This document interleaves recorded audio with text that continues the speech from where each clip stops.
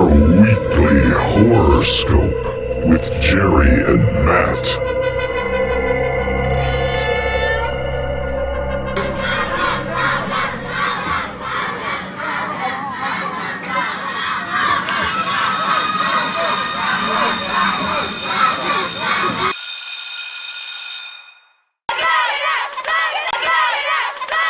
Hey, good evening, horror fans. Welcome to another edition of the Weekly Horoscope. I'm your host, Jerry, here with my partner, Matt. And Matt, this week we have a pretty cool topic as school wraps up across the United States. School is a time where there's a lot of angst, and we see it represented in films as there's always the cliques and the bullies, and you have young people trying to find themselves and find their way in the world. And it just creates all this tense atmosphere that's really ripe for picking in a horror film. What do you think of this category? Yeah, I pretty much had the same thing for my notes. High school is just a rather traumatic experience for a lot of people. We all have our horror stories of personal embarrassment or getting in fights or being castigated by certain groups of people or just having the angst of having to deal with being at the edge of adulthood and not having your freedom. So it's just a great theme for generating horrific stories because at its baseline, the characters are already on an uphill battle with themselves, and most people can relate to that. Yeah, a lot of trauma, a lot of unease, a lot of, you know, Yeah. if adult people could go back and talk to their school age selves, they would give them a whole different perspective on life. But Yeah. the trauma is real for a lot of people. Yeah, absolutely. And affects them later on in life. Sure can.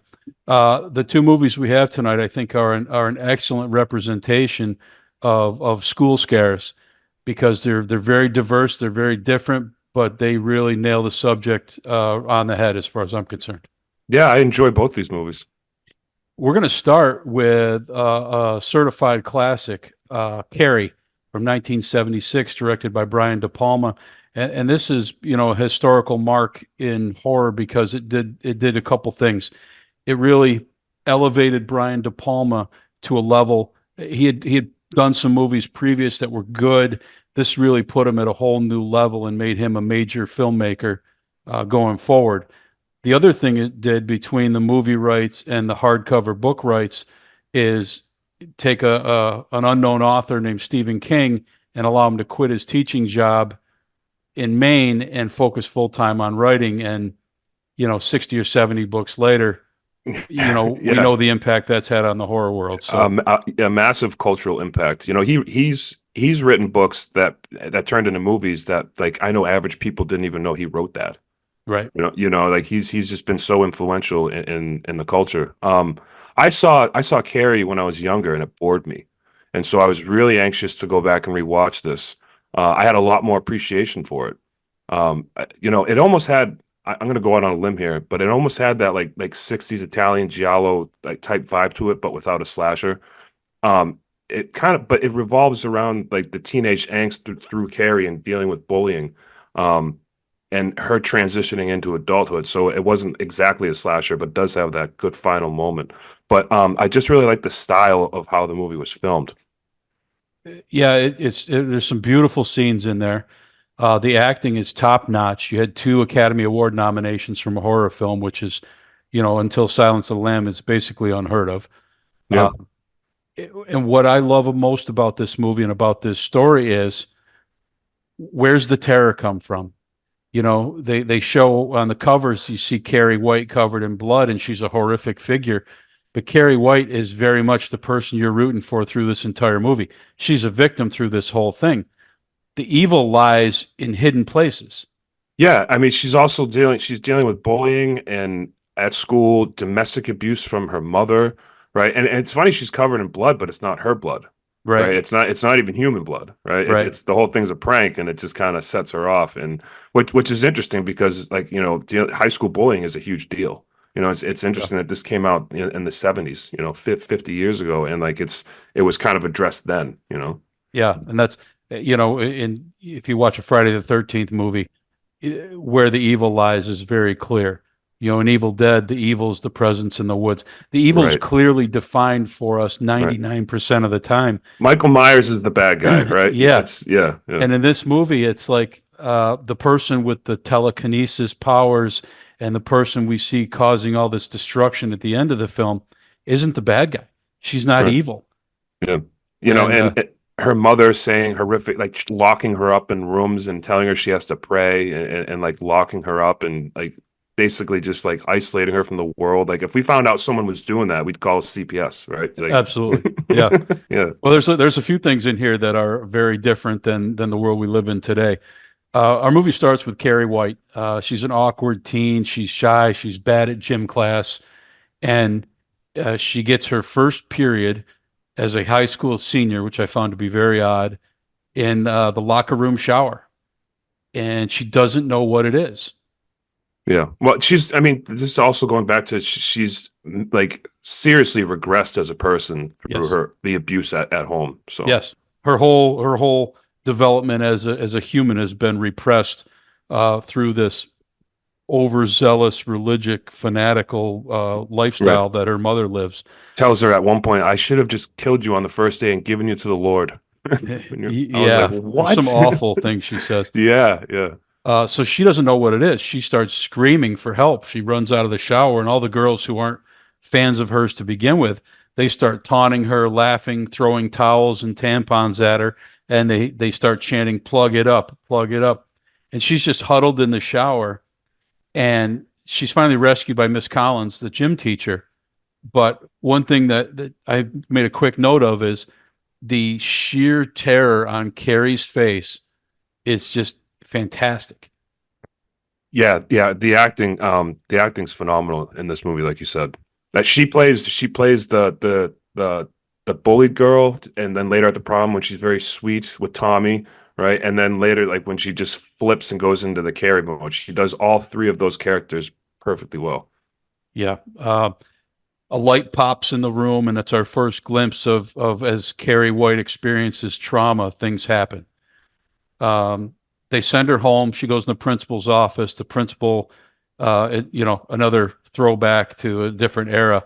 The teachers and principals are all sitting around in the office just smoking in front of the Oh, kids. yeah. And he can't say her name right. Like it's Yeah, like ultimate form of disrespect. Like he can't remember her name. calls her Yeah. Cassie over and Cassie. over. Yeah, yeah. And they send her home. As she leaves, the ashtray flips off the table onto the ground. And then on her way home, a young boy on a bike, and our first thought was, why isn't he in school? Right? Yeah. He's clearly a school age kid. He starts teasing her, and then we see him. His bike goes straight into the ground. She just dumps him. So we've seen three instances quickly of Carrie White's mind being able Objects to being do things. manipulated. Yeah. At home, we meet Margaret White, a religious zealot, a spreader of the word, and a controlling tyrant to Carrie. There's a great scene, a meaningless scene really early on, but I thought it was such an insight into the character. The phone rings, and Margaret White looks at the phone with such utter mistrust and disdain that it was just like such a perfect little moment. Like, this is this Yeah. woman's outlook on the world. Anything from the outside is evil. And that's great acting and that's just great like screenplay right there. You know what I mean? To Yeah. put that in for that character. Like it's stuff that just kind of creates the atmosphere of the character. There's so many subtleties I noticed, and I've seen this movie a lot. I think it's a classic. But watching it with a more critical eye, I noticed things I had not previously noticed in such detail, and they were all impressive. Yeah, I'm gonna have to watch this movie more. I don't know why. You know what it was? It was when I was younger, I watched it and just for some reason bored me. And it kind of stuck with me for some reason throughout the years. Like, oh yeah, Carrie, whatever, and then No, I rewatching, totally understand because it's not an action-packed film. It's yeah, a, it's a character-driven film until the last 20 minutes. yeah, and now when I watch it, I was really impressed. So I'll be watching this again. So Margaret is prone to hitting Carrie with the Bible, making her repeat passages, locks her in her closet. She calls it. Obviously, it's set up as it's a common form of punishment for Carrie. And Uh, of course there's Jesus, right? Like Jesus is in there with candles, so it's like this is a place of where you're gonna pray and repent, Yes, right? reflect on all that you've done wrong. And the Jesus is like weird-eyed, like creepy, evil Jesus in there. It's just so like Yeah, out of the it's norm. it's a cruel joke, like in the concentration camps during Nazi Germany, they would have signs that said "Work will set you free," and they did that. They did that intentionally to make it worse for people Mhm. because they knew they weren't going to be free from the work they were doing. Yeah. But there, their signs are, right? You know what I mean? Like, and so like it's kind of like, yeah, I'm going to stuff you in this in a room. I'm going to lock you up, and there's going to be pictures of Jesus, and you can pray. Yeah. It's a cruel joke. Yeah, Just cruel torment. Yeah. torment, right? Back at school the next day, Carrie likes a poem by the handsome Tommy Ross. Um, and Tommy's got super long, fluffy blonde hair, and Yeah. he delivers a great poem. He plays baseball and football, and he's just When he smiles, there's a twinkle, right? Yeah. yeah, he's the prototypical. Yeah. But he, unlike a lot of the stereotypes we see in movies, he doesn't seem to be a jerk. He just happens to be He just smart, good looking, and a good athlete. and all his friends are jerks, right? His friends are jerks, yeah. Right. In gym class, which Carrie has been excused from for a week, Miss Collins punishes the girls involved with the incident in the locker room and issues them all detention for a week. Or if they choose not to comply, they get a 3-day suspension and no prom. Their prom tickets are then invalid. Yeah. And this causes a lot of disgruntlement amongst the girls, but Yeah. particularly Chris, who is the main antagonist. She doesn't want to do it, and she talks back, and she defies, and then finally she refuses because Miss Collins has them doing exercises, and she just stops and walks up to her and says, "I'm not doing it." And Miss Mm. Collins smacks her across the face and sends her on her way. You're suspended and you're out of prom. And it's like, Yeah. In you'd the be in 70s, jail teachers now. could do that. Yeah, yeah, exactly. We also meet Sue, who's another one of the main girls who was involved in picking on Carrie. Sue's boyfriend happens to be Tommy Ross, and Sue actually is feeling bad about what they did and recognizes Carrie as a human with feelings, and she really wants to make up for what they did, and she asks her boyfriend to ask Carrie to the prom. She wants to make amends, and she's serious. Yeah. Tommy thinks it's a joke at first. We see Chris. Meanwhile, her boyfriend is the troubled Billy, who's John Travolta, but he's just a real punk. He's a troublemaker. We see that very quickly, and they have a weird dynamic in their relationship. They're basically terrible people.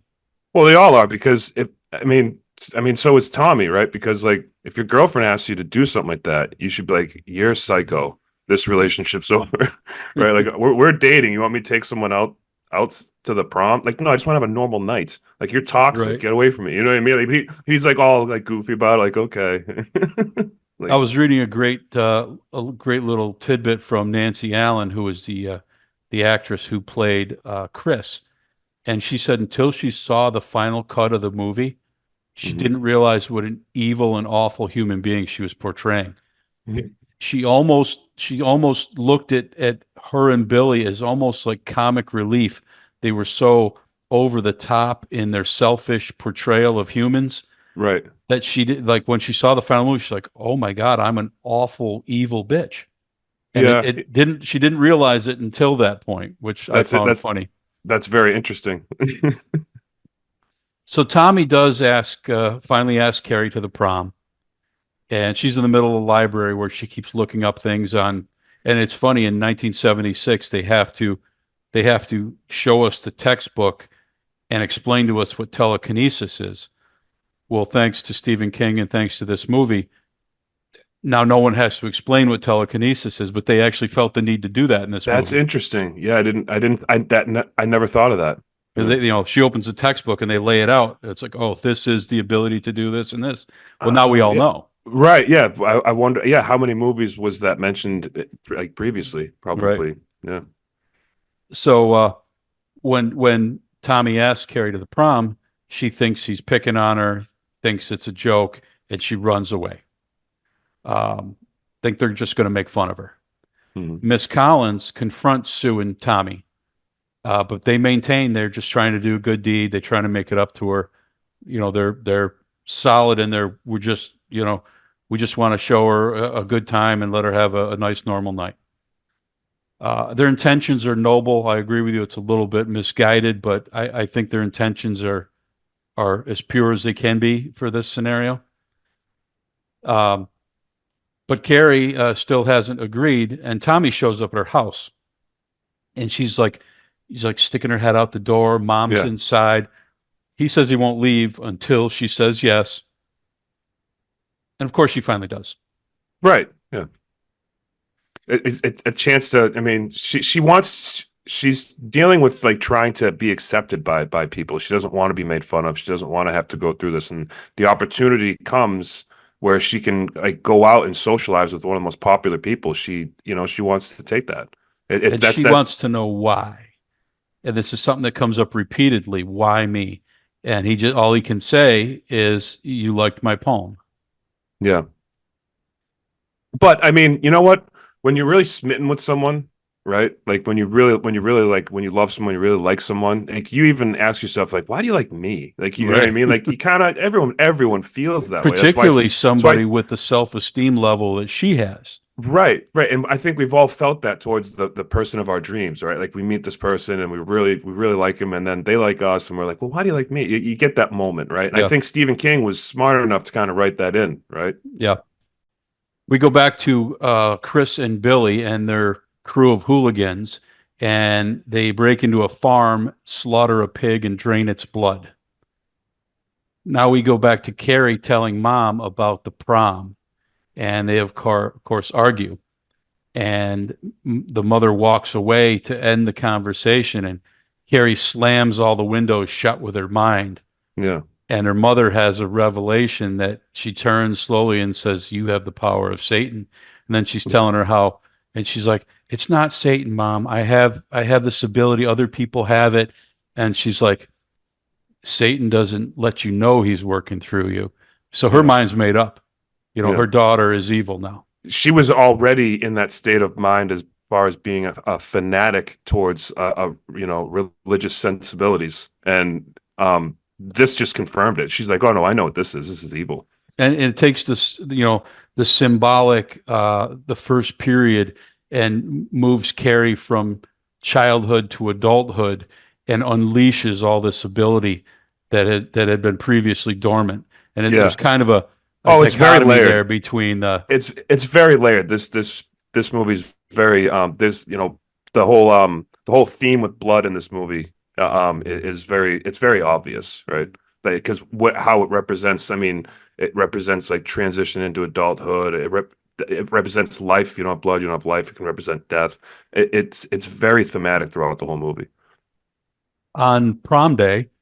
Chris and Billy sneak in ahead of the prom and put the bucket of blood on top of a ladder behind the stage curtain. Carrie's getting ready. She's actually wearing makeup for the first time. She made herself a dress, and she looks nice. And her mother immediately chastises her for the dress and says, "Everyone can see your dirty pillows," a line that still cracks me up to this day. And she's like, "They're breasts, Mom. They're breasts. Everyone has Everyone them. has them." Yeah. And she's like, "Take the dress off and we'll burn it and we'll pray together for forgiveness."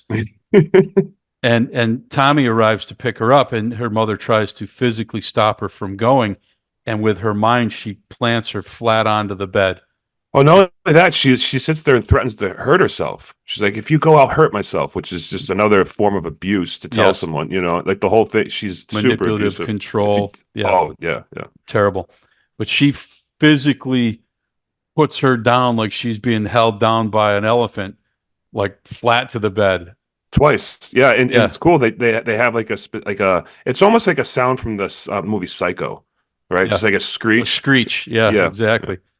And we see on Margaret White's face that she is not only does she think there's evil within her daughter, she's terrified of her power Hmm.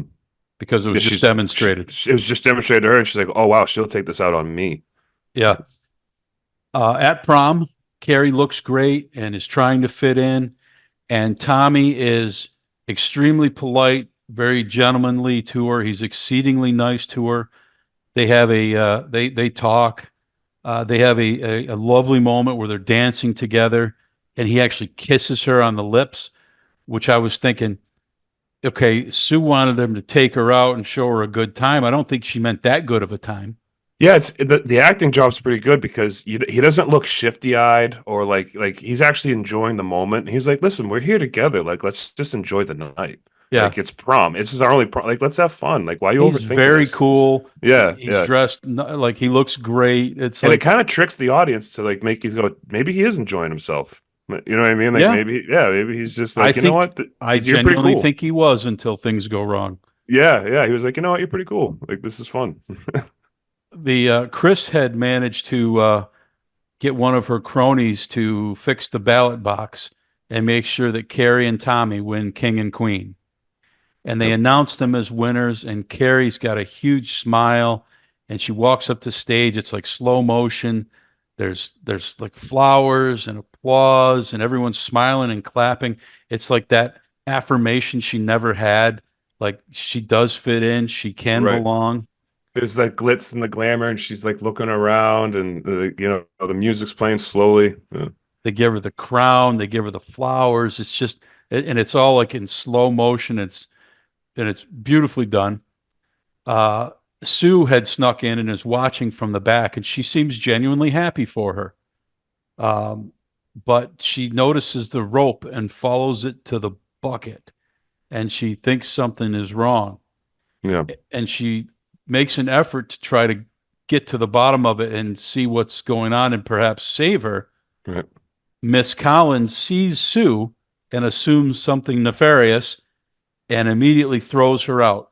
Thinks she's trying to mess with Carrie. Like, Yeah, no, don't which ruin she this girl's thought all moment. along. Yeah, Yeah, yeah. She's been fighting for her this whole time. Yeah. she thought all along this was some kind of setup by Sue and Tommy, when in fact it wasn't. But so she throws Sue out, and right as the doors shut with Sue locked on the outside, Chris pulls the rope and the bucket comes down. And previously, with her crown smiling, the pig's blood splashes on Carrie's head and just slowly drips down, covering her in a famous image that everyone recognizes from Yeah. from this Was movie. it, you think it was real pig's blood or was it chocolate syrup? Well, they can't use chocolate syrup only if it's a You're not black and black and white white. movie. Right, Yeah, right, right. Yeah. yeah. It looked great, particularly Mm, when you see other movies in the exactly. Yeah. like 2 years later's It was Dawn of the darker. Dead, Yeah, it was and red. like It was I too love the red. movie, but the blood in it's very red and bright and doesn't look real. This looked real. Yeah, look, it's dark and goopy. Yeah. The bucket follows down and hits Tommy in the head, knocking him out. And then the scene shifts, and the crowd is laughing and pointing. And I debated this because you can hear her mother saying in her mind, "They're all going to laugh at you." Which is later used on an Adam Sandler CD in like 1994. Yeah. And I'm thinking, is the crowd at this scene of blood falling and Tommy getting hit in the head, is the crowd really laughing, or is this all in her head from what's planted there and the trauma she just went through?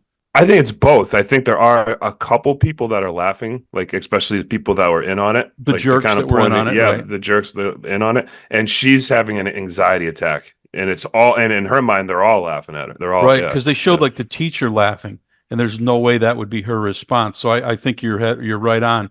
A couple people that were in on it were laughing, and then the rest is just her imagination. Just having a panic attack. She's hearing her mom in her head, and she's like, "Oh, they're all laughing at me," because your memory will make you think that if three people in a crowd are laughing at you, you walk away going, "They all laughed at me." You know what I mean? Like your Yep. brain would just do that. And Carrie erupts. Doors slam shut and lock. The It's fire awesome. the fire hose unleashes, and it's spraying people, knocking them over. It's electrocuting people that are like holding the microphone. Teachers and stuff, yeah. That She's crushing others, which things are falling down and just crushing people. She's starting fires, electrical fires with the water and the electricity. And my favorite image of the whole movie is she's standing there, and what I love about her acting job is Carrie White, the whole movie, is demure. Her eyes are not wide open. They're Yes, kind of yes. down. They're slits. You can see she's in herself. She's ashamed of something she doesn't. She's like ashamed of herself for no reason. You know? Yeah, At this moment, Carrie White's head is held high. yeah. She's standing proud. Her eyes are super wide and bright white. With rage, and she's like got this regal stance, right? The transformation is almost Jekyll and Hyde like without a stitch of makeup. It's It's all her phenomenal. facial expression. Yeah. But my favorite scene is now she's in this, she's covered in blood, she's angry, her eyes are wide, and she is a powerful force, not a shy woman anymore. No, they're all in And trouble. and the curtain catches fire behind her, and it's just an image of her with a wall of flame, and she's blood-soaked vengeance standing in front of it, and it's awesome. It's such an iconic shot. Like even it's every time you watch it, I mean, I've only seen the movie like a couple times, but like watching it again, I was like, oh man, that's such a good shot right there. They nailed it.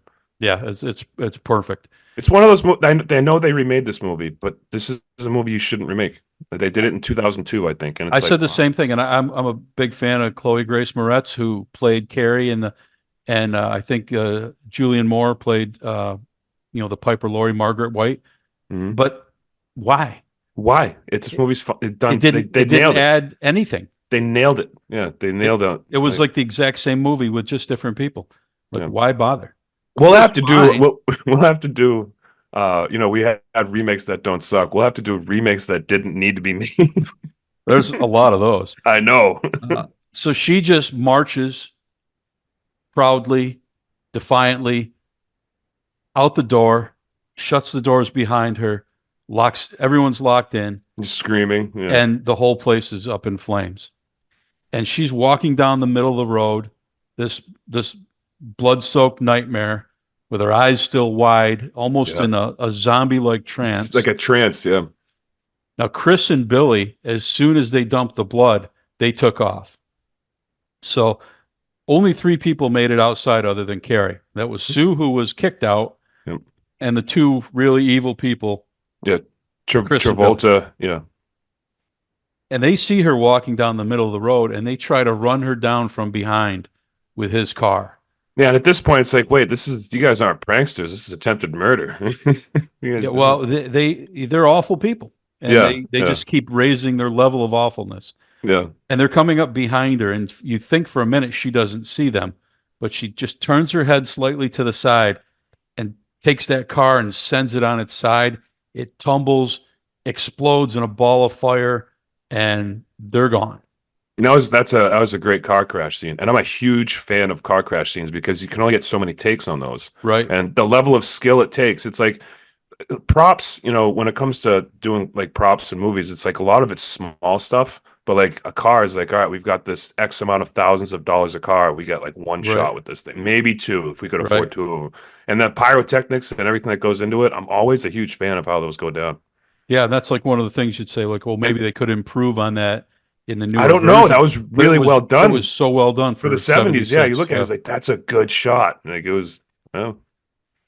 Carrie arrives at home. Her mother has the house lit with hundreds of candles, but she doesn't see her mother, who's kind of hiding. Carrie bathes and then, gets herself dressed. Sobs and cries, and She wants to hug her mother and cry. And I wrote down this specific line. Margaret, she's kind of hugging her, but mostly it's just Carrie doing the hugging. She's kind of just there. yeah. And she says, I should have killed myself when he put it in me. And I'm like, oh my gosh, what a brutal you hear line. that, you're like, woof. Like, even it's vulgar, but then Yeah, Put- yeah. it's I was like- like, did she just say that? Like, and this And then this she- movie doesn't pull punches. and then she details how she got pregnant and why she thinks Carrie is evil. And then she was hiding all along because she had a knife, and she stabs Carrie, who then falls down the stairs. Carrie is kind of crawling away, like backpedaling from her mother. Her mother stalks her with a knife, but it's Carrie. So she makes things from the kitchen just come flying in, Yeah. knives, can openers. There's just Way before Hellraiser. Yeah, stuff's like yeah, and it's sticking her up in the position that Jesus is in the locked room that she had to go to all the time. yes, very much a parallel where he's like she's basically crucified Yeah, by kitchen her implements, arms are the same way. She has the same amount in her stomach. It's the same thing. and just until she's completely about to die, she's bleeding everywhere. Uh, Carrie then holds her and brings the entire house down on top of them in destruction and flame.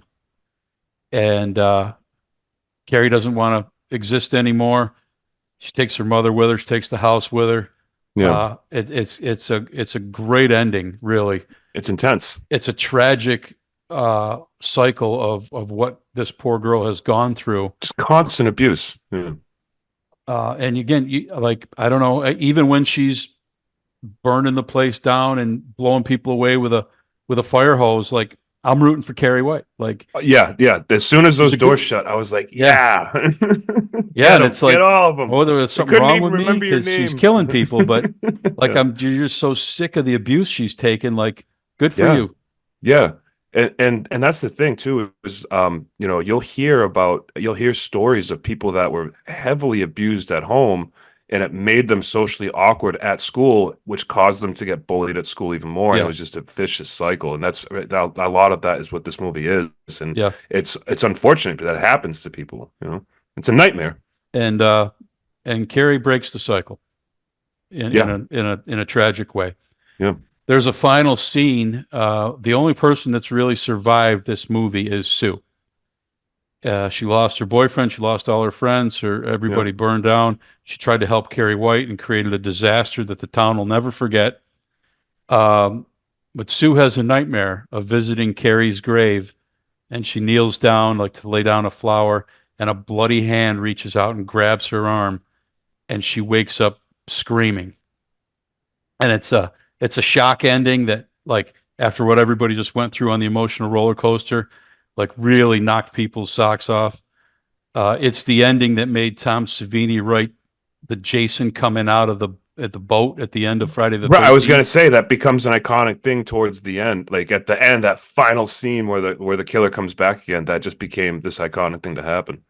Yeah. So great film, iconic film, landmark film in the world of horror, Yeah, and definitely fits our school scares.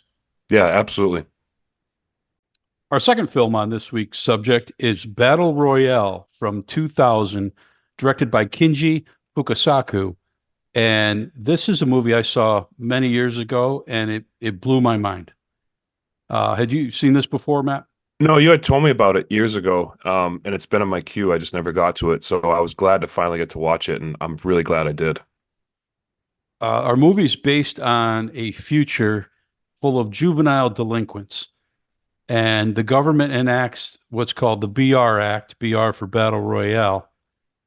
And we see a group of kids on a class trip, and they wake up on an abandoned island where their former teacher, Katano, is there, and he tells them they have been chosen.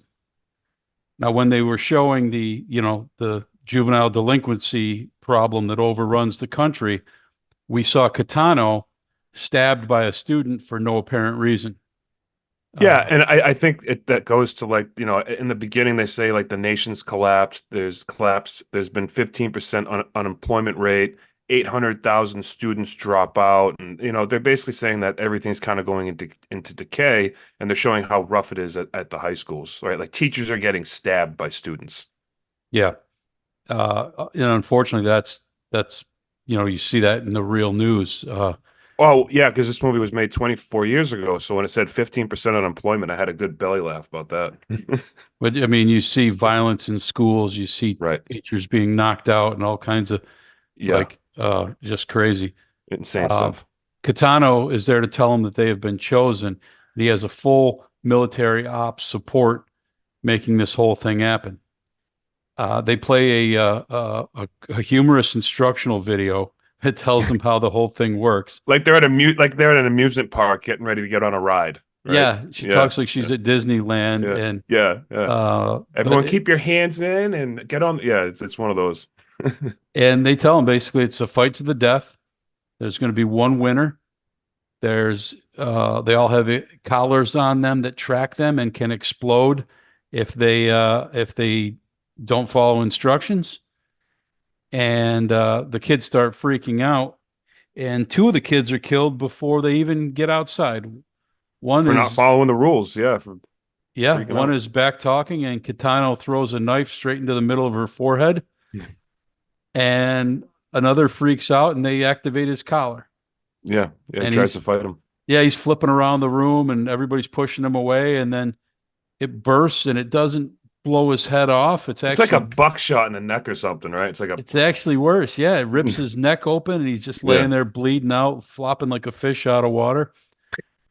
And And what's it's funny is for the rest of that scene, his body's just lying there, just bleeding. Yeah. So there's 40 left, and they call them out in order, student 1 through student 40. Yeah, get your bag of here's your minimal supplies and your weapon. Yeah. Yep, and it's random. They each get a survival pack with a random weapon in it. Some get guns, and some get a pot lid, which doesn't really seem fair, but it's random Right. supposedly. So, right. We meet our two main characters, are Shuya and Noriko, and Shuya's best friend had a crush on Noriko, so they decide to stay together. He saves her from a kid with a crossbow. Yeah, we have to remember this is a teen romance movie. It's true. Yeah. There's a lot, yeah.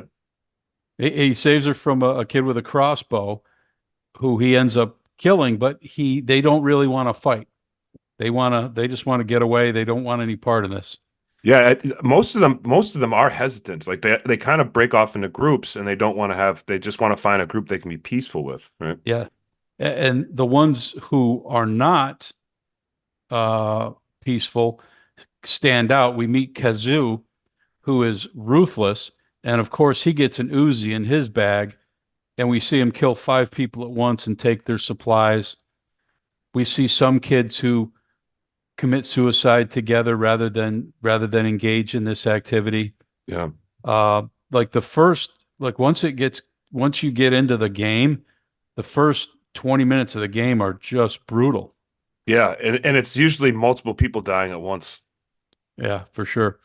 We also meet Mitsuko, who pretends to be a nice girl and is trying to be friendly, but when the other girl turns, she slits her neck with a sickle and steals her taser. Yeah. And they have periodic announcements. There's speakers throughout the island, and at 6 a.m. they start calling off who died in the first batch.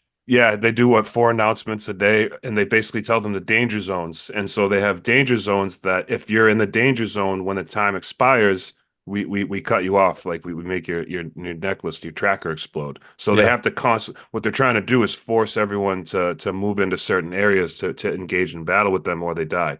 It's a 3-day event, and their goal is to Yeah. have a winner by the end of 3 days. Yeah. So people who just go off and hide don't really make the event work. So And yeah, and just so some of our listeners might not know, there's a game called Fortnite.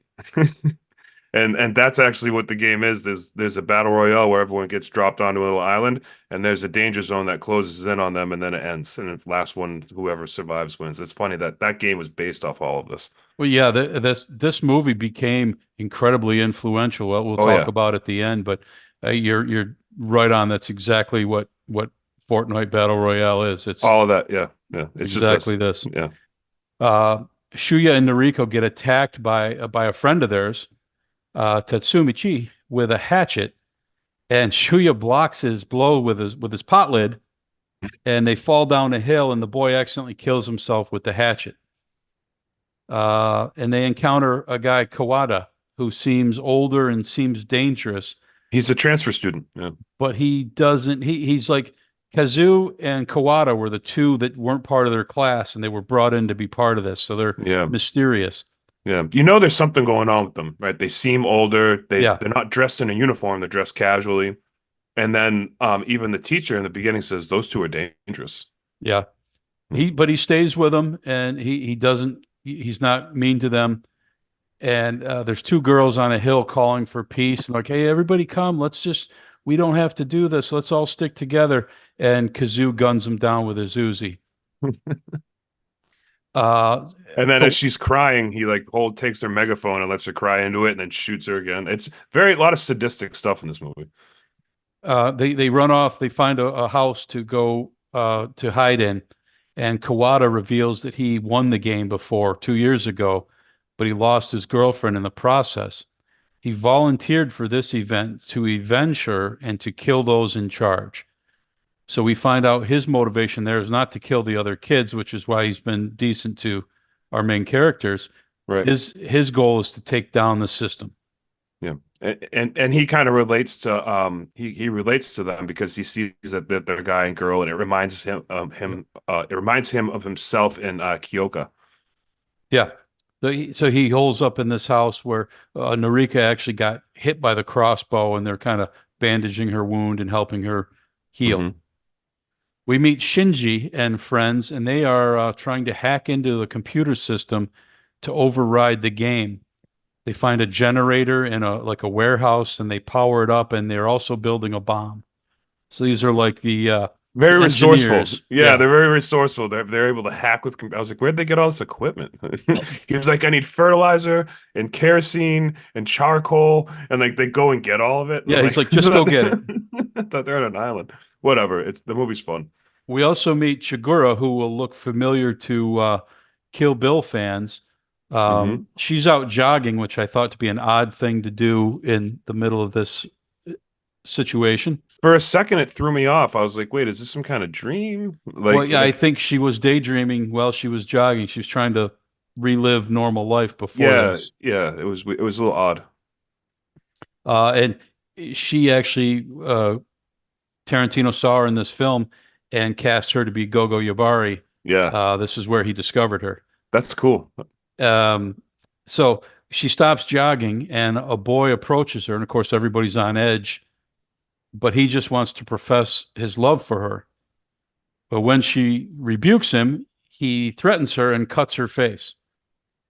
And she turns vicious and kills him with a knife, just Yeah. stabs him over and over and over.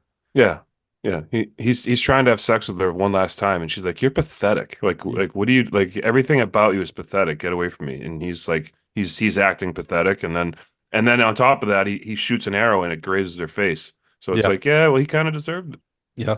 it. She is then chased by Mitsuko, who has been killing everyone she sees. There's a telling scene where there's two nude guys, so you get the impression that she seduced them and then slaughtered them rather than gave them what they were hoping for. Right before they could.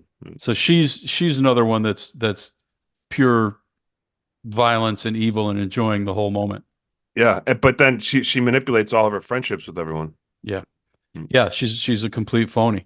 Yeah. So she chases Chigura and shoots her in the back and ends up killing her. Kazu finds Shuya, Noriko, and Kawada, the place they're hiding, and he's trying to get in, and he throws a severed head through the window and starts shooting up the place. With their grenade in it. Yeah. So Shuya runs out to draw him away. So he's being chased. He somehow evades the killer and jumps into the water from the cliff. The next day, he wakes up inside a lighthouse being cared for by a group of girls Hmm. who at first seem like nice. They're all living together and helping each other. Yeah. But then you start to see I there's like this part of the movie. I like how it devolved really quick. Yeah. really quick. One of the girls has poison, another girl dies. They all end up fighting. And they're ninth graders. Like at one point, like you have to remind yourself this isn't like a gangster flick. These are just ninth graders, and like they're having like kitchen shootouts with Uzis. Yeah. Yeah, and that's why this movie was so controversial. Not the level of violence. It's a violent movie, Yeah. but we've probably seen movies as violent, but with the violent being perpetrated on and by 14-year-olds. Right. This is like Lord of the Flies on testosterone. You know, like Yeah. on steroids. You know what I mean? Like it shocked people, right? Yeah, it still is. Like when you're watching, you're like, these are ninth graders. Yeah.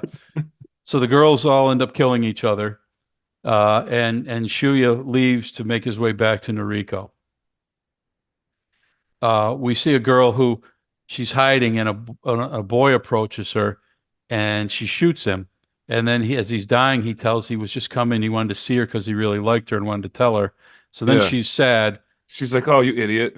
and then as she's sitting there sad, Mitsuko kills her. Yeah, Mitsuko was pretty. She killed a lot of people. Oh, then Kazu shows up and kills Mitsuko with his Uzi. Yeah, So like it's just nonstop death. yeah, it's endless.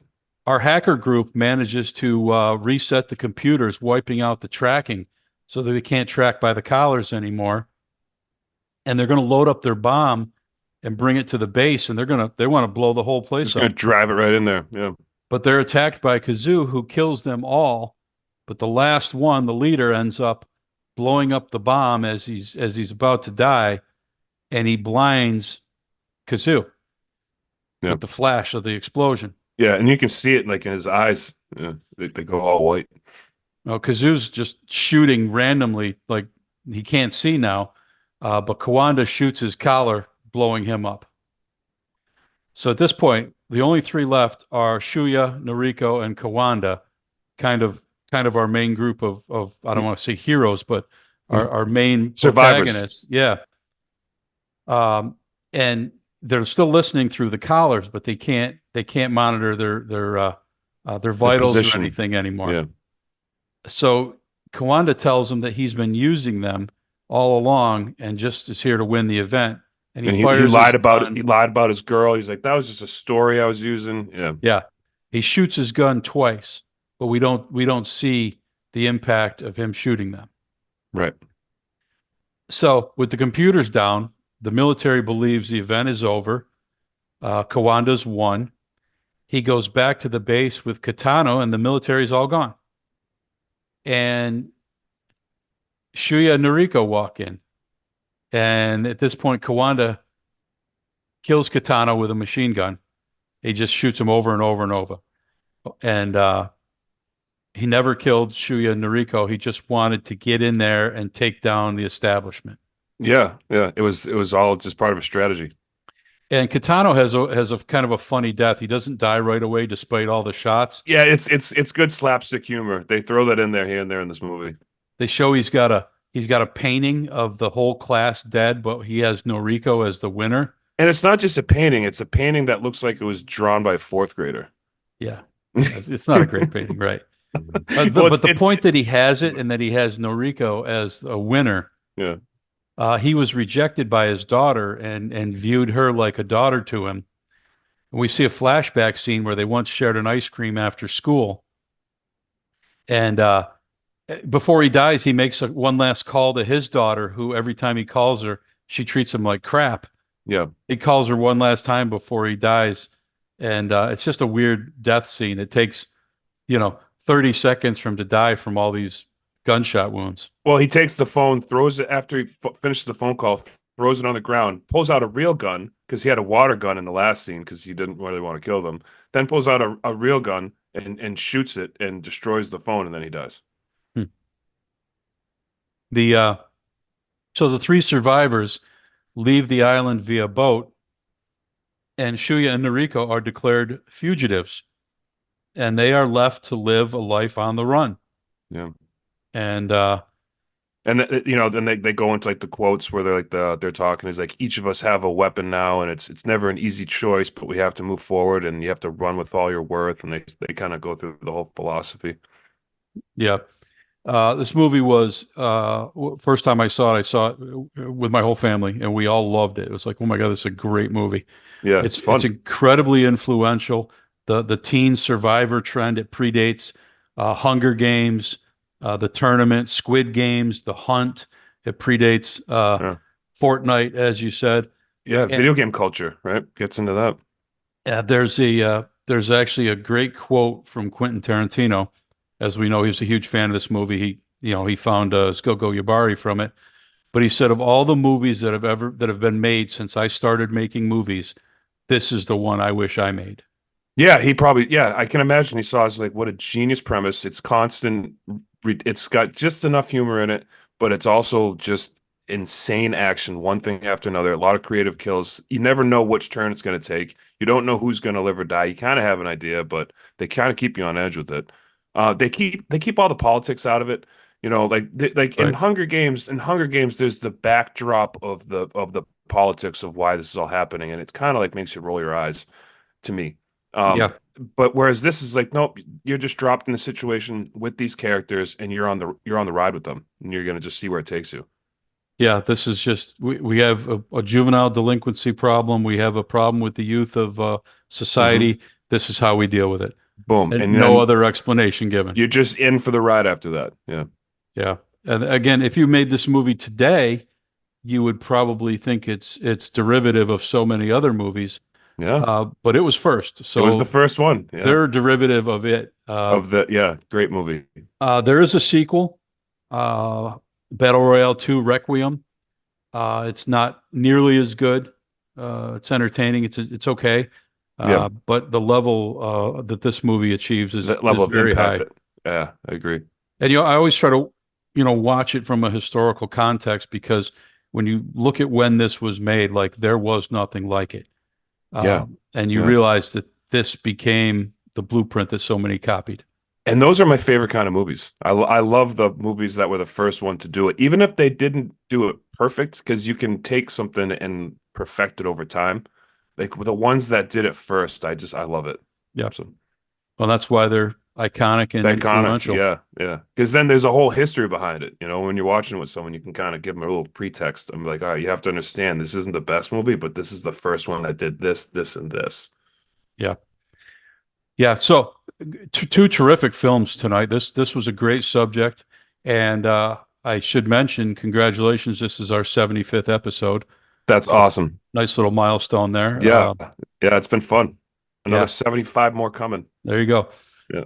All right. Well, that is our show for this week. We appreciate you listening, watching, however you find us. We are the Weekly Horoscope. I'm Jerry. That's Matt, and we will see you next time. Thank you. Thank you, Jerry. Thank you, everyone, and enjoy your summer. Your weekly horoscope with Jerry and Matt.